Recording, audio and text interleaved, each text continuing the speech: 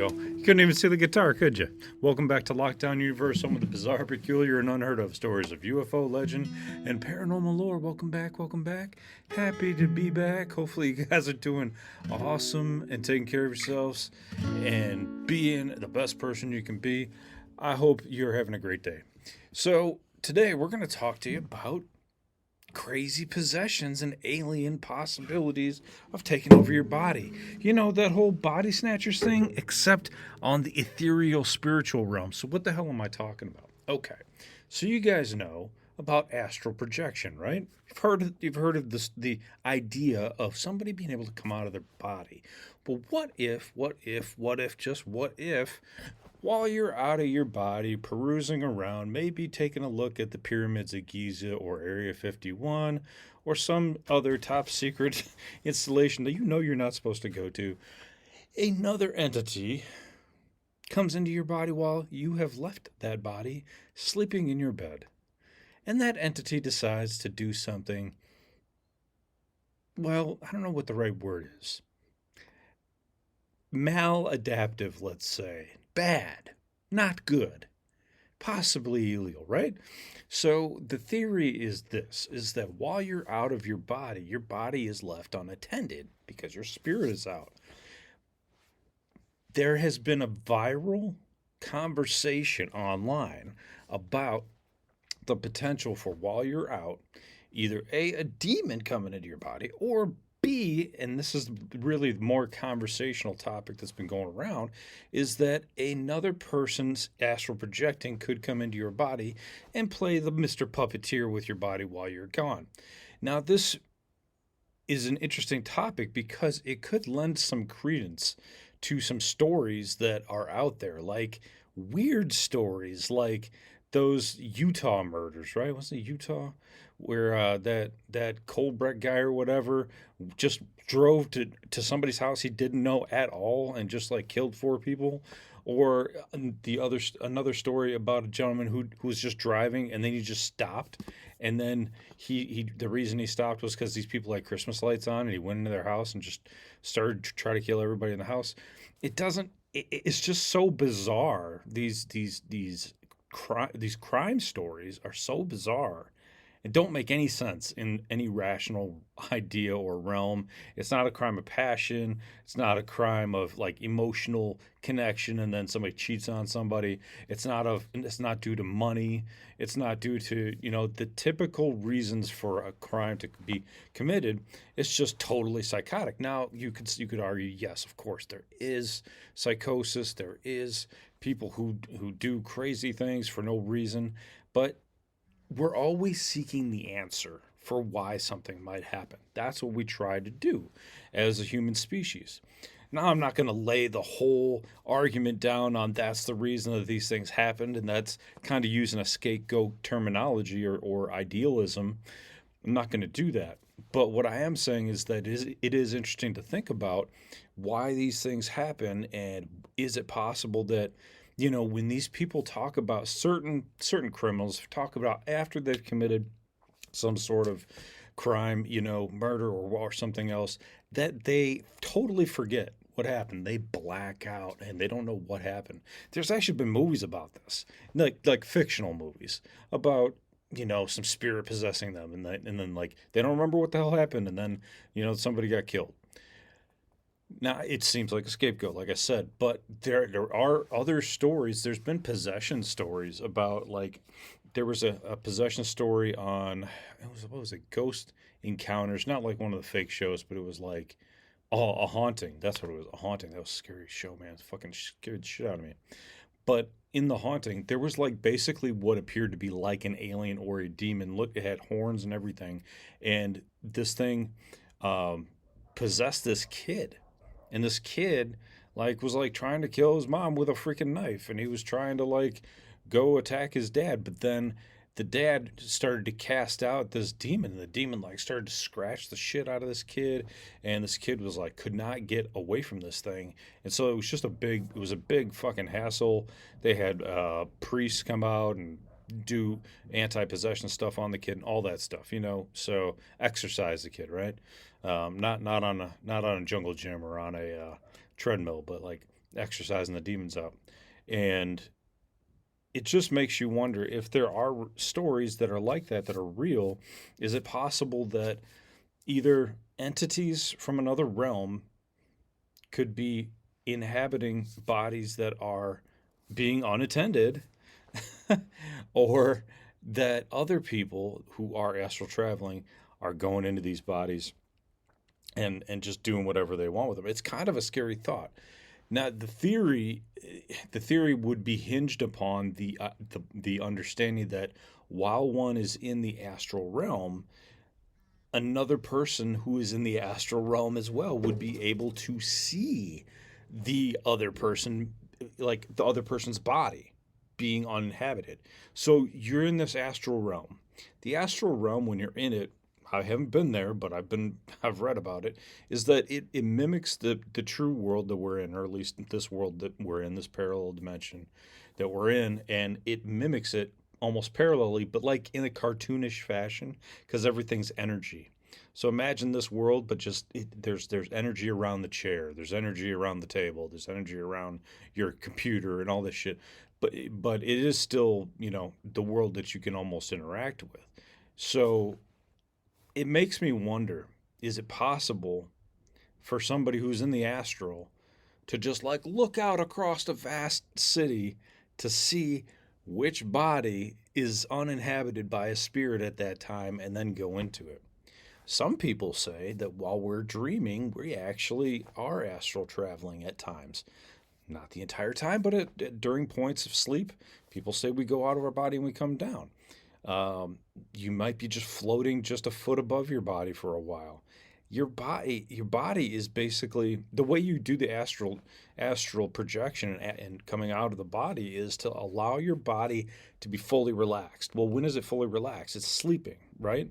So they tell you to go to sleep, and then when you wake up, if you can wake up around 3 o'clock, or even set like a low alarm that you can wake up just a little bit while your body is basically is still asleep, but your mind's awake and you're able to come out of it.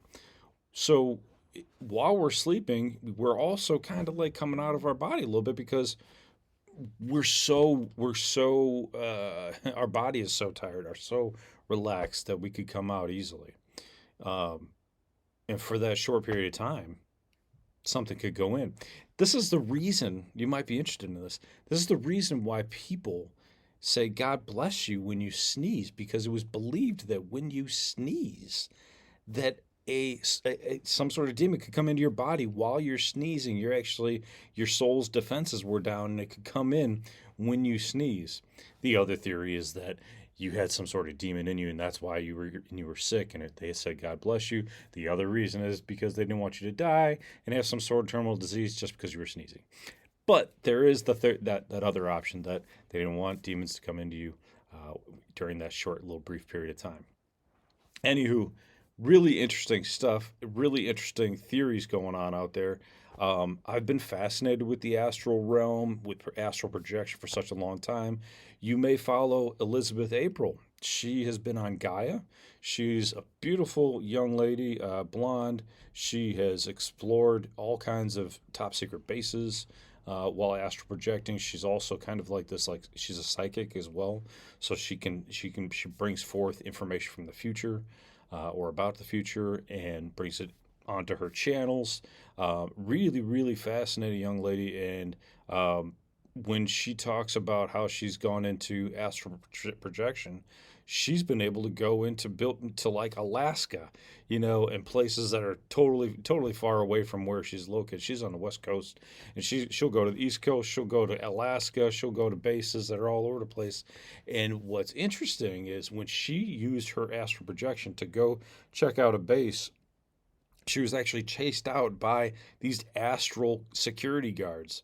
So they weren't human security guards. Well, they were human security guards. They weren't in human body. They were in astral body. And she actually saw the room that their human bodies were in. They were like security guards. They were sleeping. Of course they were sleeping because they were in their astral body, and she was looking around, and then she saw one, and then she booked it because she knew the guy was coming after her. She booked it out of there, and then she went into the underground, trying to get away from this thing, just trying to get some distance and some camouflage by going underground, right? You could see anything if it's above ground. If you go underground, well, then you're blind, kind of, right? So she goes underground and weaves in and out of different things and weaves her way back home so that she can get away from this dang thing. And what does she do? She gets home without this thing following her, or at least finding her, right?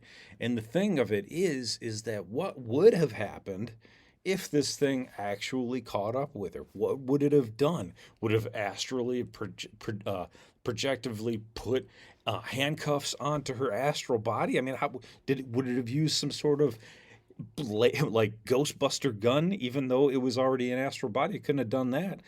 But if they could have, if he could have tracked her down, then he could have alerted some local authority, and they could have gone theoretically arrested her. Now, how could they have arrested her and legally have put her in prison or in jail? I don't know. I don't know how that's possible. Is that possible just based on testimony? Well, they do it all the time. Now, how could they say they knew it was her? They'd have to admit that they have astral projection, but they could have done all this stuff behind the scenes. They could have had like a federal court where it's like a secret hearing and she gets busted and she gets sent. But what do you get charged with? Trespassing? And if you could prove that your body was at home, you have a camera with the date and everything on it, and you have your phone with you, like right next to your body, and it's like on you, like you can prove that you were home, but the government would have to basically have like a hidden court. They'd have to have like what are they supposed to have, a spirit court? I don't know. I mean, I'm thinking out loud here, but it just seems so insane to think that they would be able to enforce something like that. I mean, maybe they could, take her out if that's what they were ultimately trying to do, or try to arrest her for something else that she was doing. Maybe they wouldn't try to bust her for spiritually being at some sort of base. I don't know, but I mean, she said it. She came out and said it. So it's like, you opened yourself up to, I don't know, to them knowing anyway, to you, maybe having, some sort of target on you now for them to be interested in your whereabouts and what you're doing. So yeah, she's brave, very brave. And so I wish her the best, and I hope stays safe. But this astral projection it's the unknown. It's what we've always been interested in, right? We're interested in what happens after death. Where does our spirit go? What happens? I mean, James Vanderbeek just died yesterday. I was super saddened by that because I grew up at the time period where Dawson's Creek was out and Varsity Blues was out. And I think to myself, I'm like, God, he has 6 kids plus a wife, and they all love him and care about him and want him to be around. And he was 48.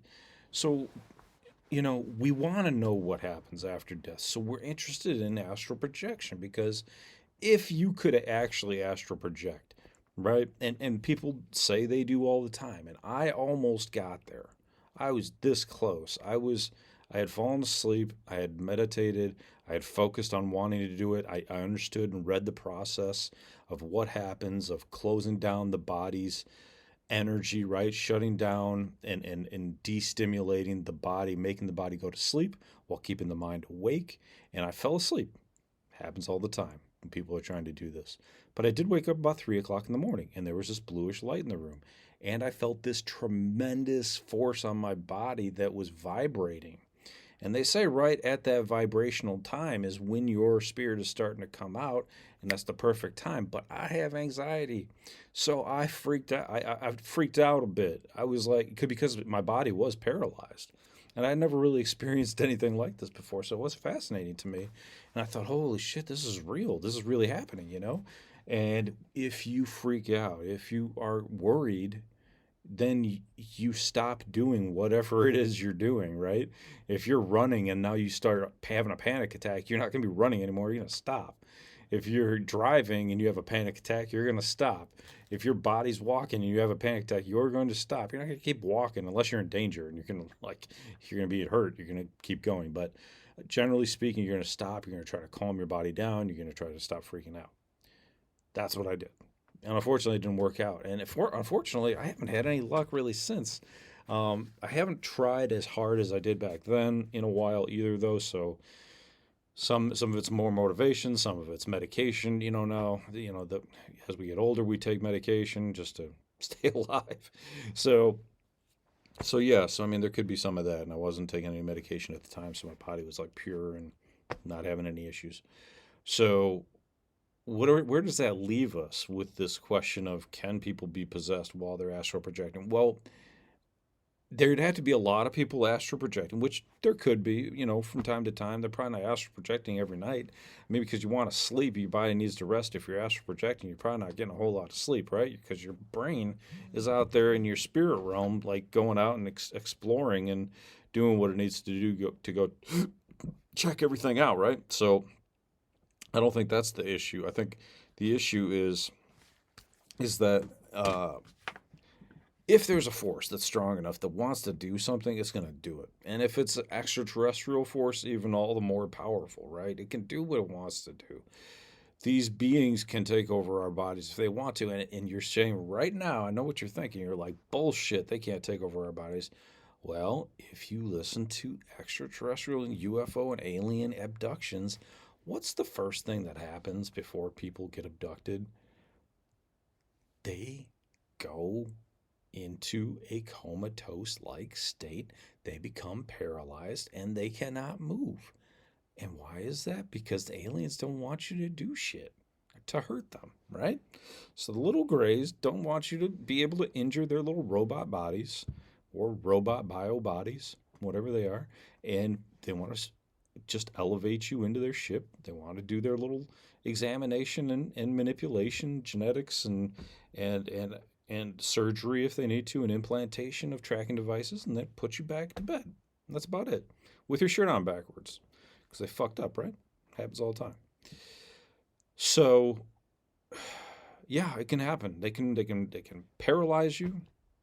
And people talk about sleep paralysis demons and they say they're not real. I don't really know what to say about that because I'm not experienced it, nor do I want to. And if you're religious, you pray, and you pray about a circle of protection, a white light of protection around you, so that you don't have these things happen, and the power of the eternal being, the eternal force, protect you, and then maybe you want angels to protect you, whatever your belief is, right? You have your spirits or your ancestors or whoever you choose to be your protectors around you, and they can protect you. Now, is it something to be worried about? No. Is there anything you can do about it? Yeah, you can pray, you can meditate, you can bring about good forces around you. What you think about is what can happen. When I did a Google search on this, and I was looking up to see if there was any proof of any of, entities entering while astral traveling. It said that energetic vulnerability could be a potential for them to have a crack in one's personal boundaries, such as fear or unresolved trauma, attracting parasitic entities. And that's something that I always thought about being young, was if somebody's worried, does that open their spirit up to being attacked? Yes, it does, because people can see your concern. People can see that you're worried. They can see it on your face. They can see it on your mind. They could see it in real life. That's why people who are, have low self-esteem, and it's not their fault, right? I mean, it's not something that people can always control, right? If they have low self-esteem, if they've been beaten down all their life, if they had a bad upbringing, a bad childhood with bad parents, then yeah, you're going to have a lot of problems, a lot of weakness. But it also can bring you to be a very strong spirit, right? Like God says, He only puts us into situations that we can manage. Well, I don't know. Sometimes we put in a lot of situations we can't manage, but they are challenging. They are challenging to us, and so people who are susceptible to other malicious or stronger, just individual spirits can be vulnerable to attack, right? They just can be because they don't stick up for themselves, or they don't honor themselves enough to protect themselves with boundaries. You got to have boundaries, right? And if you don't put up boundaries and you just let people beat the shit out of you all the time, that's all that's going to happen. So you have to be able to put up boundaries, spiritual boundaries, mental boundaries, physical boundaries, and make sure that you hold those tight because people will take advantage of it. It makes you wonder, right? Like there's a couple of stories going on right now about the potential for Trump to tell us about aliens in 2026. There's actually a website that has a gambling line on this, right? They're actually gambling that Trump will tell us about aliens in 2026. If that's, if there was some sort of alien invasion, the main concern that you know th- that you could have, one of the main concerns would be physical prowess. They could beat us down physically. But what about the psychological aspect of it, right? If you have a psychological entity, a biological entity that has transcended the biologics, just the meat sack that we're in, and it's used its brain to be able to telepathically communicate, now you have the ability for this thing to telepathically own you, to telepathically tell you to do something, because we are not quite telepathic yet. Some people are to a degree, but we are not fully telepathic, right? We don't have conversations without our mouths. Yeah, we can discern things, and we can feel things, and we have intuition, and there is energy that's coming in, and that energy is partially telepathy, but we haven't fully developed it. At least not most of us. Not most of us are really into understanding how to commit to the meditation and telepathic communications and astral traveling. Most people aren't doing that. Most people are trying to live their lives, earn enough money to fucking live, right? So there's not enough information training out there yet. Eventually, our society will get there as a whole. Maybe you listening here might be like, "No, lockdown. I'm actually great at that." Maybe you are, but the vast majority of us don't have the time, willpower, or interest to do it. I'm interested, but most people, they just don't care enough, right? They're worried about the Super Bowl or some shit like that. I don't know. I don't care about that. So, where are we going? Where are we going on this trip here? Um, so one day, maybe, as a society, we'll get there. But right now, yeah, we're just not. Um, and the alien invasion, right? So they, if it was the reptilians, for example, the reptilians have been known to some people like Corey Good likened it to a mind raping, where he felt that they were stealing information out of his mind and he could not block them from doing it. When he met a like 14-foot tall Draco reptilian, like it was like a royal like king or queen of their species, because he was quote unquote working for the government. Later it seems like he kind of like lied a bit, but his story was that these things have so much control over humans that they can basically just take any information they want. Now, even though Corey Good might have lied, there's also many other individuals who say that these reptilians have that capability of going into your mind, grabbing what they want, and taking it. Even the Greys have the capability of going into your mind and showing you Earth exploding because we're not taking care of it, or they're warning us about nukes and nuclear usage, or they're warning us about taking care of the planet. We hear about that all the time inside of these UFO abduction cases. So we have the capability to receive the information. We also should have the capability to project it as well. Most of these abductions, we don't even speak. We just communicate telepathically to the alien. So why can't we do it to ourselves? That's the question. And if we can telepathically do that and astral travel as well, then we kind of are becoming ascended, right? I'm not saying we're becoming gods, because I'm not going to be blasphemous there, but I'm saying that we're starting to ascend. We're starting to get to this different spiritual level, and hopefully hopefully we'll get to a peaceful level.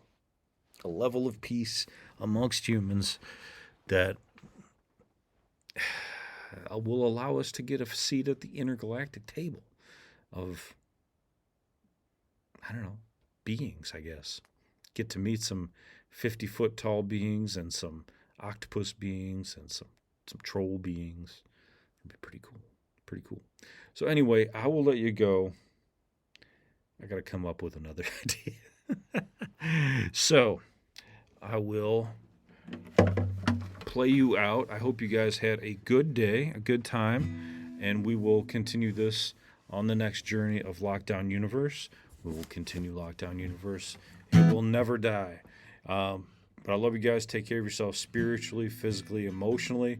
Follow through on your hobbies and your goals and your dreams. And never quit, man. Never quit. Keep moving forward. Keep moving forward and being the best version of you that you can be. Because at the end of the day, we're all in it together. So, and continue to question the universe around you. Until next time, Lockdown Universe is out.